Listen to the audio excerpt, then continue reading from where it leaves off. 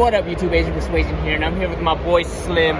We're at the YCS Las Vegas with our boys Mile and his team, Corey Nance, and my boy Austin Taylor. Yes, sir. And the team name? Team Fafnir, but we registered as Team Ragnarok. Ragnarok. You guys were the other Ragnarok team. Yeah. Y'all were getting me. There's two Ragnaroks. I was confused. Yeah. All right, what were you guys playing this weekend? We are a team of Voiceless. You so guys we all play Voiceless. play blue cards. Three months ago, we printed out the proxies, and we've been testing for 3 months. So Awesome. And concluded that it can beat fire. yes. Yeah. It beats fire. Feels like it shits on fire. Yeah. Nice. We played like all fire. I played Awesome. 2 matches that were not fire. That's it all day. That's pretty crazy. Yeah. All right, man. Let's go and get to the deck card. Let's see it. All right, so we got 2 Skull Guardian and 2 Seravis. This is like the very standard ritual lineup now, pretty much most accepted. 3 Diviner, she's just insane. I think anytime I put this into my deck list, I have a high likelihood of topping. So Hey, that's there you always go. good. 3 Low, she is awesome. I love this card. She helps you chain block. This deck should never lose to Ash, should never lose to Bell, should never lose to Nib. So I just really love Low. It's great. And she's level 1. That comes up later. 3 Saphira. Most broken card in the deck, honestly. Really, really nuts. She's a searcher and a ritual spell herself, so she fulfills both requirements. She's great. And then 1 Old Man. He's awesome. And then 1 Trias Hierarchia. They're all really great. And then my hand trap lineup, triple Droll and Lockbird, triple Nibiru, and triple Ash. I did not play Imperm. That's just not a card that I personally like. I know that's maybe bad theory, but anytime I play Imperm, it always feels like it doesn't do enough. That's just me personally. So I know the card's great. The card that I played instead ends in the spell lineup. So generally really good cards. And then I played 3 of this.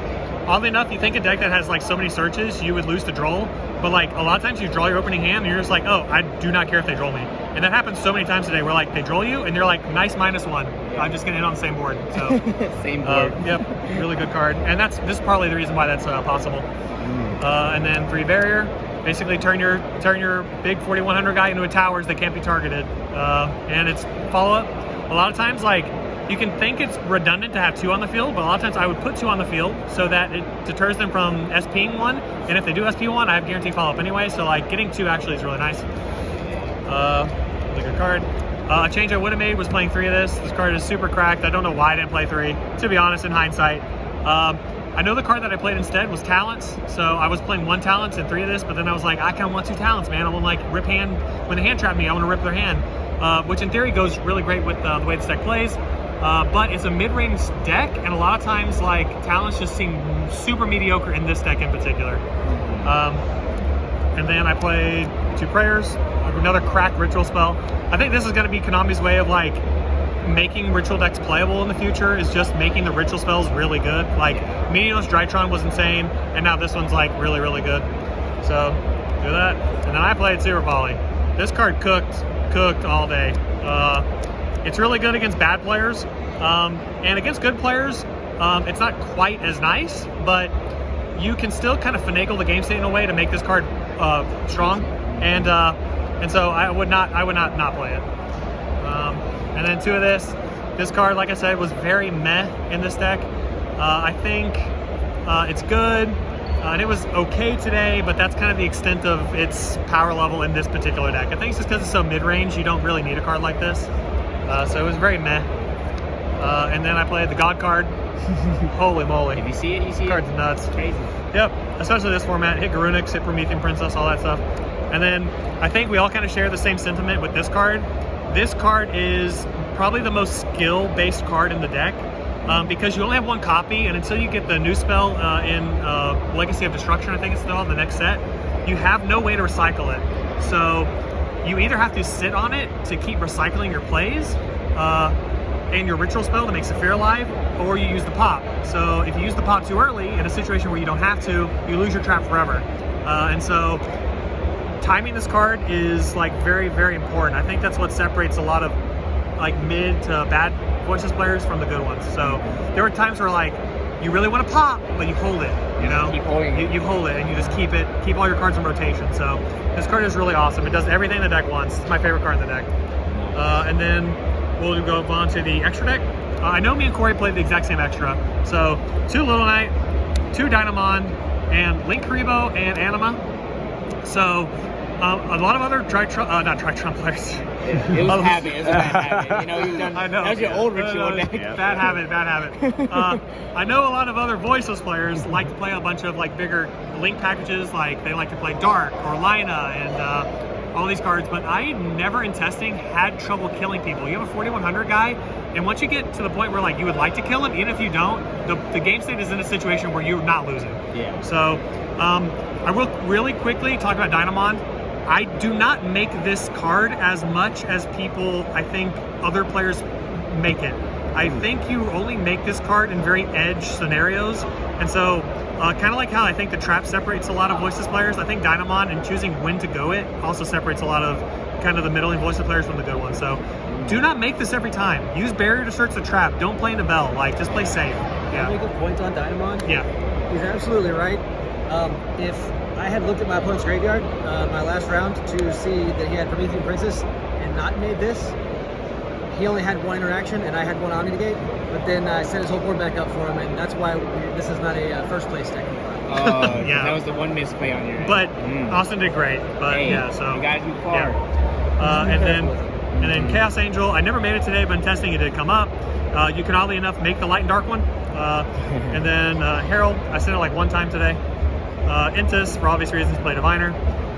Then I played a bunch of Super Poly targets because Super Poly is 3 in my deck. So Panzer Dragon is a funny one because you can make this against Pure Snake Eyes with Formula and their Savage. Oh my god. This is a really good one.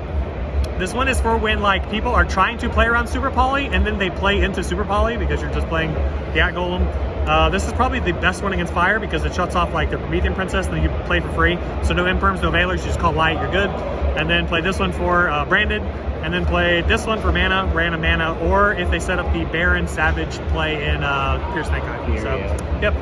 So like Panzer Dragon. I haven't seen that for bro. I can't believe I topped the YCS with Panzer Dragon. Yeah, that was the first thing I haven't seen that card in a minute, bro. Yeah. So then for the side deck, we played 3 Phantasme. Corey will agree, this was cracked all day. Really, really cracked. Super funny. In our top 16 match, it got ashed, but unironically, the fact that it got ashed won me the game.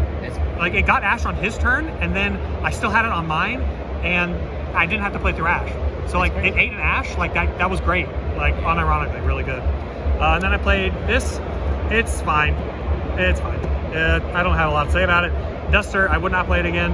I did it to respect Rescue Ace, but I think if you brought Lab or Rescue Ace to this tournament, you were probably an insane person. So, and then 2 of this, I would play 3 of this. Just entering main phase 1, bam, soul release, just really nice. 3 of this. I think we all know this card's cracked. Super awesome. And then I played 2 of this. I would have played 3. This is very different from the decks I usually like to play. I'm usually a very more combo-oriented player. But I think for mid-range control-style decks like Voiceless, cards like these are just stupid, like absolutely dumb. It just totally like changes the complexion of the game, and you don't have to negate anything anymore. So, and then why is this legal still? We don't know. Blood is awful to go against. Yes, very stupid. But yeah, that's my deck. All right, let's go on the court. Let's go. Okay. So, me and Miles were actually going to play the same deck about like a week before the YCS came up. So I was just going to play that build. But I really missed the Imperms in the main, and I still wanted to keep the Super Polys, and I wasn't really feeling triple tactics, and so I ended up just switching a few cards around. So it's very similar, but just like a few differences. So I'll just go through it pretty quickly. So 3 low. The engine's pretty standard. I played 2 Skull and 2 Saravis. The inner child in me just really wants to put this at 3 because I love this card. I remember negating Widow Anchors back in the beginning of TOS format. I think I might play it for 3 at locals to see how it does. Now you get to summon it. Now I get to summon it. Yeah, he's been so cracked like the whole day. Played 3 Saphira. She's the most insane Voiceless card in here. Old Man plays around a lot. If you get Drolled or Ash in weird spots, Old Man usually fixes that for you. And then this package, the Diviner helps you get to Chaos Angel or Trieste. Yeah, it's just it gives a lot of variety to the deck. I played 2 ritual spell, 3 barrier, and 1 chop. That's standard. 3 pre-prep. This is the second most insane card, probably equal with Saphira, but the games I did lose was because I kept drawing too many of these fucking things. If you read my written feature, it'll be him, like, he drew pre-prep for turn. Both my ritual spells were either in hand or graveyard, so it'd just be super dead, and then I just couldn't play. So the games I lost were usually seeing this card, but the games I won were because of this card. Man, rather see it than not. Yeah. Even if it's in 3. I played 3 Prosp. I really wanted to play 3 Prosp. I'm a really good big advocate for just playing like straight. If you want to see the card, maximize on it. If you don't want to see the card, put it to 1. I don't think there's really any in between. And then I played 3 Imperm. This card is I love it. It won me a lot of games. Ash in the main and Nib. I think the Imperm Ash Nib was just a super solid hand trap planet to deal with fire this format. And the Hito line after you Ash them isn't really that big of an issue because they have so much gas anyway that it's 1 extra body, doesn't matter. Super Poly. This was probably one of the best cards in my deck. Just super polying the fireboard to make a Mud Dragon. It protects a lot of your plays. It also helps set up Chaos Angel randomly. And then Call by the Grave. I love this card. I usually just like let all the hand traps go through and set it just so I can negate like a Snake Eye Ash or something. And then my extra deck is exactly the same as Miles. I agree with the 2 and 2. Sometimes I blow through 1 and then link it off to make Dynamundo. And then the second one will come up usually in that match. Or if I start off with Dynamundo, I'll need to make the second one later on in that same match. And then I never really made these cards, but I remember this sucking up nib tokens is really good. Chaos Angel, I never made it, but in testing it comes up a lot. Just making a light dark Chaos Angel usually wins the game on its own. And then I played the same Super Poly package. And he taught with Panzer Dragon. Yeah, I got a Panzer Dragon top. Crazy. Same philosophy. I might cut this one. I'm not sure. Literally doesn't matter. Doesn't matter. You went with your normal stuff. Yeah. And then the minor targets. And then my token damage. Yeah. My side deck is a little different. I played 3 Cosmics. This card was super insane the whole day. Every time I saw it, it felt like it was being really impactful. I played the Harpies. I would play Pindi Graph over this card. Never sided it ever. Summon Limit. Our deck plays the best under Summon Limit. If somebody Summon Limits us, it's like I play under it better than you do. So, Thanks for flooding yourself. And this package, I really loved it. This card helped me see Nibiru's. This card helped me see this card. I noticed that you can't prosperity for this card, or else they'll start playing around it. They'll start putting Grunix out of the grave and stuff. If you can get rid of Grunix, the matchup's much easier. So I'd probably play through this just because it's really good to hard open, and this card helps you hard open it. And this card also makes the fire inboard really awkward. Like if they want to go Apo, we can swing over it. If they want to make SP, we can protect from targeting. It protects from Fire Princess. So I really like this card. I didn't know, this was very theoretical going into this, but I'm really happy that I played it. And then I sided the 3 trolls. 9 out of my 12 matchups were Fire King. So this is a last minute decision that I made by moving these to the side. And I'm wondering if these should have been in the main, considering that almost 75% of my matches were Fire. You got any shout outs you want to give? I know you get your chance. Yeah, shout out to Danton and shout out to Scriptor Gaming Abraham. They sponsor me. Yeah. awesome. Get rid of the weird guy.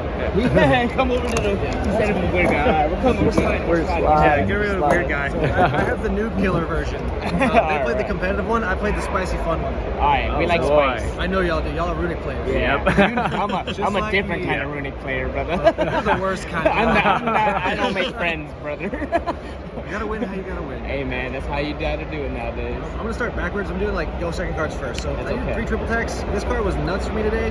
I wish I had played it a little bit better. The hand rip was crazy, and one of the problems this deck has is sometimes you're like 1 interaction short. This gets you the extra interaction or something else that they have to deal with.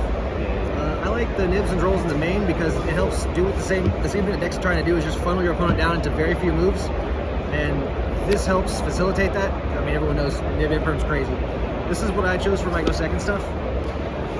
Then typical package of 3 of everything. We got Drytron Diviner the Herald there, but this is the better deck. I hate to say it. Yeah. Better deck for her. She gets full use. She loves sending this thing, or you can have this in your hand. When they imperm her, you just tribute it off and then get your low anyway. And the thing people don't really do is they'll send this and then just immediately bring this out. But you have a level 11 Diviner on the field, you can just use it for ritual fodder and save this. Yeah. So I did that a lot. Nobody really expected it.